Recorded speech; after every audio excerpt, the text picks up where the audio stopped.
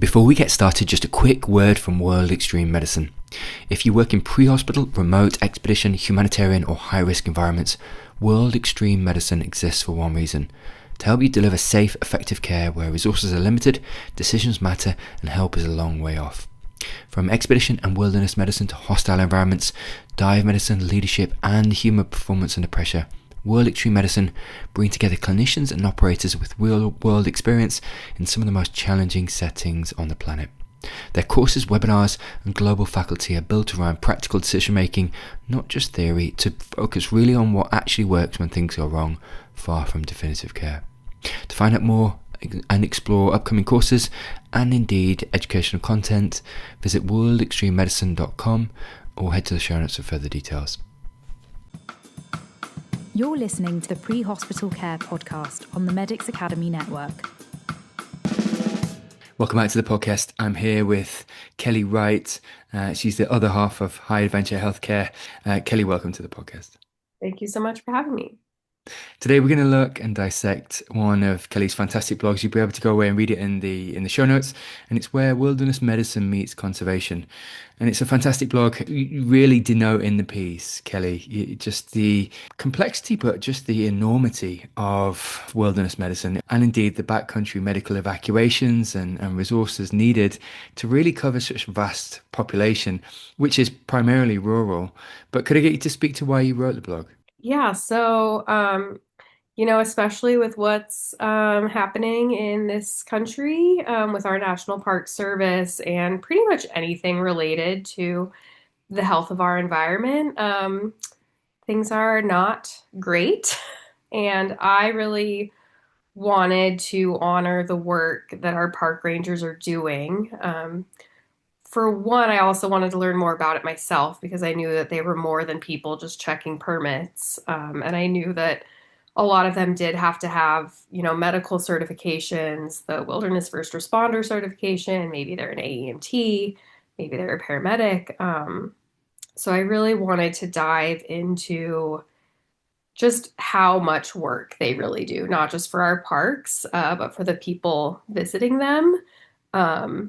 And honor that and showcase that so that, as we get these funding cuts and budget cuts and all this, mess that's happening, just that people know exactly like what our taxpayer dollars are going for and why it's so important. So I, did some research into their scope of practice, what their days can entail between wilderness first medicine, like you said, emergency response calls, getting people out via helicopter. But then, on the other side of that, like the conservation and work they do to try to keep our lands and our animals healthy.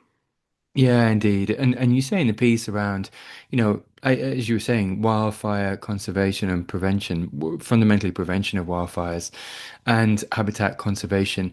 And those are two such important, having spent and lived in Canada myself, which in Vancouver, and lots of wildfires up around there as well. And it's only when you live in these areas do you realize how valuable wildfire prevention is and how devastating the effects are.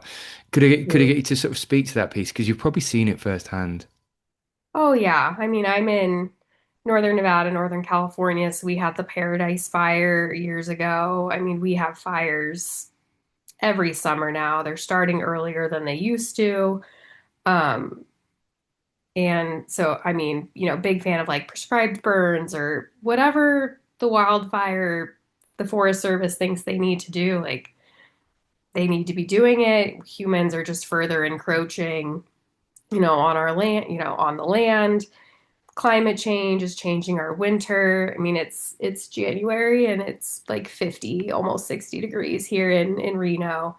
Tahoe hasn't been getting much snow, which then affects, water in the summer. And it's just one big kind of doomsday spiral. And I wish more people knew about what can be happening behind the scenes and things that aren't happening behind the scenes because of budget cuts and how that is like, it's not maybe how it's going to affect us in the future. It is a definite, this is going to affect us in the future.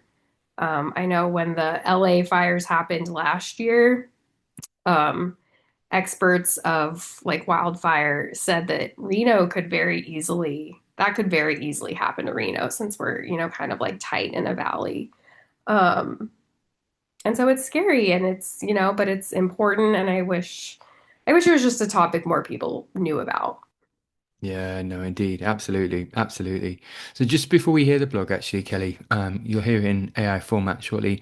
Could I get you to speak to any post-blog reflections and or feedback you've had around the piece? I've had some people tell me that they had no idea how much our national park rangers really did and what their scope of practice was.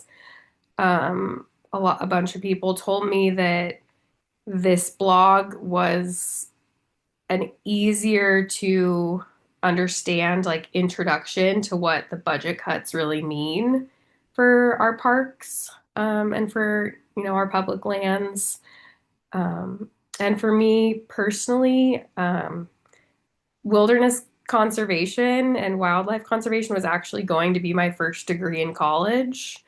Um, but I thought it was too depressing and I couldn't handle a lot of the courses. So I made the switch first into veterinary medicine and then into human medicine.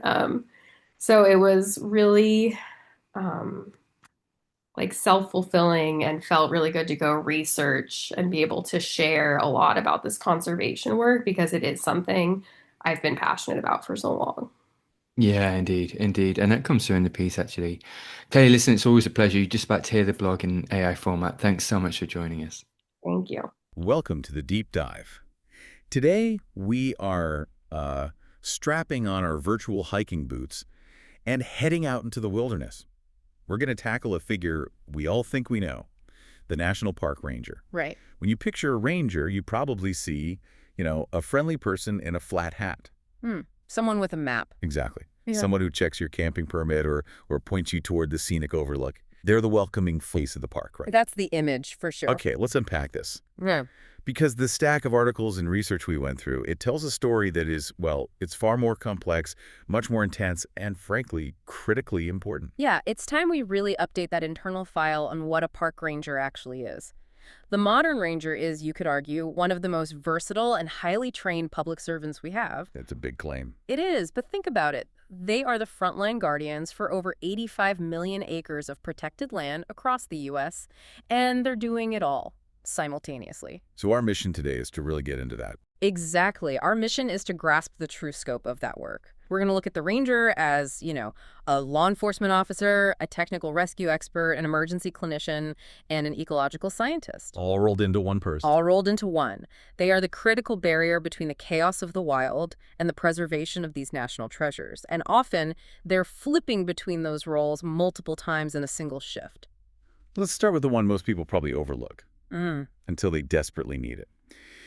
The ranger, as a wilderness clinician and rescuer, and this isn't just, basic first aid. The scale is just staggering. Our sources highlight that the annual national park rescue effort involves around 3,500 search and rescue operations. 3,500. Nationally. And that eats up well over 83,000 personnel hours per year. And that number, it's huge, but what really gives it weight is the remoteness factor. People sometimes assume, well, if I get hurt, an ambulance will just come get me. Right, you call 911 and help arrives. But in the backcountry, far from any roads, any hospitals, rangers are frequently the only medically trained professionals available for hours, maybe even for days. So they're not waiting for help to arrive. No, they are the help. They are the first and often the only responders. Okay. So what does that mean in terms of their actual medical skills? It means they have to operate at an incredibly high standard under, just extreme duress. They have to possess at least WFR, that's Wilderness First Responder training. Okay. And often they're at the EMT level, so they're performing advanced trauma management after major falls, stabilizing things like severe hypothermia, heat illness, altitude sickness, all while managing a complex rescue operation. So they're essentially an ER stabilization team, but operating out of a backpack. On a cliff edge, in the dark. Wow. And they're stabilizing patients under conditions where, an actual evacuation might be hours away or grounded by weather. They're the human safety net. They are. And here's where it gets really interesting. When you look at the numbers, you see specific parks emerge as these like continuous crisis points. Take Zion National Park. It's earned a reputation as a search and rescue hotspot. And the causes, they sound simple: dehydration, altitude sickness. But the terrain changes everything, doesn't it? It does. A twisted ankle on a slick canyon trail that can quickly become a multi-hour, high-risk technical rescue. And what about the sheer volume? Well, look at the Grand Canyon. I mean, between 2018 and 2020 alone, they recorded 785 reported SAR incidents. 785. In just 2 years. Yeah. And the vast majority involved, predictable but highly dangerous issues like heat-related illness or falls. This is continuous high-volume emergency response in an environment that is, well, it's actively trying to kill you if you're not careful. The scale of that shows just how much their job hinges on those technical skills, way beyond just the medicine. Exactly. We saw a really dramatic real-world scenario from Olympic National Park reported in 2025. So imagine a hiker with a severe compound leg fracture. He's 9 miles deep into the wilderness. Oh, wow. 9 miles. And of course, severe weather rolls in and grounds all air support. No helicopter. So what do they do? This is the defining moment of the job. A highly trained ranger team hiked in on foot through terrible terrain, stabilized the hiker. In the middle of this bad weather. Right.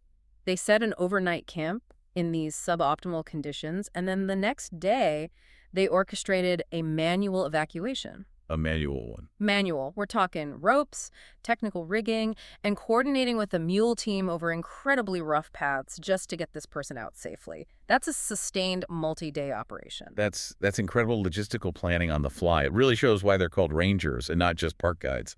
And that technical skill, it extends to completely different environments, too. Look at Acadia National Park. On the East Coast, totally different terrain. Exactly. In the summer of 2024, they were just slammed with multiple serious incidents in a short period. This included deploying high-angle rope rescue techniques to get a 24-year-old climber who'd fallen about 50 feet. 50 feet? Yeah. And then shortly after that, they had to manually carry a 71-year-old hiker with a broken leg out of a wilderness area. So we have rangers rappelling down cliffs, treating major trauma, but their job isn't just confined to the backcountry trails, is it? Which I think is another piece we often miss. It absolutely isn't. The Shenandoah National Park activity reports from just July to September of 2024, they really show that. In just one quarter, rangers responded to 142 calls for service. And what does that break down to? Well, that included 18 full SAR missions and 23 medical responses. But here's the key part. They also handled a major motor vehicle accident where a car went over a rock wall on a mountain road. So car crashes too? Yes. These park roads are often remote and dangerous, and rangers are the first and fastest responders there, too. They were the ones using specialized recovery equipment, managing the scene, investigating the accident. It's a full spectrum of public safety. Okay, so this brings us to the proactive side of their job. Yeah. Right? The work that hopefully prevents all the emergencies we've been describing. The less glamorous, but arguably more essential work. Law enforcement and ecological stewardship. Right. And the preventative scope is massive. They're not just reacting, they're out there patrolling remote zones to monitor hazards and, crucially, to enforce park regulations. And those regulations sound minor, but they're not. They're not minor at all. Things like proper food storage to avoid bear encounters, managing campfires, checking wilderness permits. These simple, continuous acts are the primary barrier preventing massive human-wildlife conflicts or catastrophic wildfires. And when those regulations get broken, that's when the ranger steps into a full law enforcement role. They do, and they are critical to protecting the park's resources. The source materials cite them dealing with everything from suspected poaching of protected plants. That's a thing, plant poaching. Oh, it's a surprisingly pervasive issue, all the way up to dealing with illegal substance possession within park borders. There are federal officers operating in some of the most difficult jurisdictions you can imagine. And then on top of all that, you layer this massive future-focused responsibility of fire management and conservation. This is where the ecological science expertise really comes in. You can see how these roles blend together when you look at the New York State DEC forest rangers, whose work is very similar to national park rangers. Okay, what did their year look like? So in 2025 alone, the NYDEC rangers extinguished 82 active wildfires. That covered almost 705 acres. That's the reactive emergency response role. Exactly. But just as vital, they also took part in 56 prescribed fires or controlled burns. And that's the proactive work. That's the proactive work. And it rejuvenated over 1,500 acres of land. Prescribed fires are essential. They're not just for fire prevention. They're fundamental conservation tools. They actually help the forest. They do. By carefully reducing the fuel load, they prevent those catastrophic fires down the road, and they actively help the forest ecology, allowing native plants to thrive. Their work is this constant juggling act between immediate crisis and long-term ecosystem health. So they're basically ecological managers who happen to also carry a badge and high-angle rope gear. That's a perfect way to put it. The unglamorous backbone of the whole system is them monitoring endangered species, controlling invasive species, restoring native vegetation, mitigating erosion, all of it. They are the comprehensive care team for the land itself. So if we step back for a second, we have this force of hyper-trained, multidisciplined individuals who are keeping 85 million acres of land functioning safe and ecologically sound. Now let's talk about the crisis that is putting this entire system at risk. This is the really alarming part. The National Park System manages 433 park units across those 85 million acres, and they handle over 330 million visitors annually. That's enormous, continuous growing pressure. And this is where the numbers just stop making sense. Our sources point to a terrifying mismatch. Park visits have increased more than 10% over the last decade. More people, more demand, more rescues needed. Right. But the number of rangers, the critical staff needed for all those tasks we just described, is now fewer than 1,200 nationwide. Wait, say that again? 1,200. Fewer than 1,200. To put that into perspective, that is nearly 50% fewer rangers than there were in 2010. 50%. That can't be right. It is. We have half the staff facing significantly more visitors and a much higher demand for complex rescues. And the collapse in seasonal help is even worse. Seasonal officers dropped from over 800 to less than 50. 50. Yeah. That's not a functional number. That's a rounding error. It's a crisis. So what does this all mean for you, the listener? If you plan a trip to a national park this summer, what does this staffing gap actually mean for your safety and for the health of the park you love? The consequences are immediate, and they are dangerous. First, the safety risk. It's massive. Rescues become slower, more difficult, potentially impossible. Because there's just no one to send. Or not enough people to send. When the number of trained personnel is slashed across these vast territories, a simple fall or dehydration can escalate rapidly because the response is delayed. Remote areas go completely unmonitored for longer. And what about the ecological risk? It's profound. All those critical stewardship tasks we talked about, controlling invasive species, habitat restoration, the necessary controlled burns, they all get deferred. They get skipped. Why? Because the few rangers who are left are just stuck responding to back-to-back urgent emergencies. There's no time for long-term health when you're constantly putting out fires, literally and figuratively. And when that ecological work is deferred, what happens? Irreversible damage. If controlled burns are skipped, the wildfire risk just skyrockets. You could see your favorite trails and scenic vistas closed for years after a catastrophic fire. The loss of native species, the spread of invasives, it fundamentally degrades what makes the park special. The ecosystem just starts to fail. And finally, there's the risk from the visitors themselves. Yeah. When active oversight and education shrink because of staffing cuts, human-caused damage just skyrockets. People don't follow proper food storage, so human-wildlife conflicts go up. People harass wildlife because no one is there to enforce the rules. The integrity of the landscape is compromised. Exactly. The whole legacy of the national parks is at risk of drifting away from its founding purpose to preserve these treasures. When the people entrusted with that mission disappear, the mission itself it falters. Which brings us back to the listener and the part we all play. If the problem is systemic underfunding, what can any of us actually do? Well, the call for action from the sources is clear. We need massive reinvestment in staffing and training. We need to recognize parks as essential public safety infrastructure, not just optional recreational facilities. And on an individual level, when you visit a park. It comes down to being part of the solution. You can support organizations that fund park protection. You can volunteer where possible. And most importantly, strictly follow those leave no trace principles. Respecting wildlife, staying on marked trails. Practicing safe, self-sufficient recreation, all of it actively helps reduce the burden on an already catastrophically overstretched staff. Okay, so that's the takeaway. And here's the provocative thought for you to carry with you. If park rangers are simultaneously the only source of emergency medicine, the only law enforcement, and the sole conservation staff across vast remote territories, and their numbers continue to fall, how long can we really rely on the expectation that our nation's wild places will remain both accessible and safe? The safety net is becoming dangerously, potentially fatally thin. You're listening to the Pre-Hospital Care podcast on the Medics Academy Network.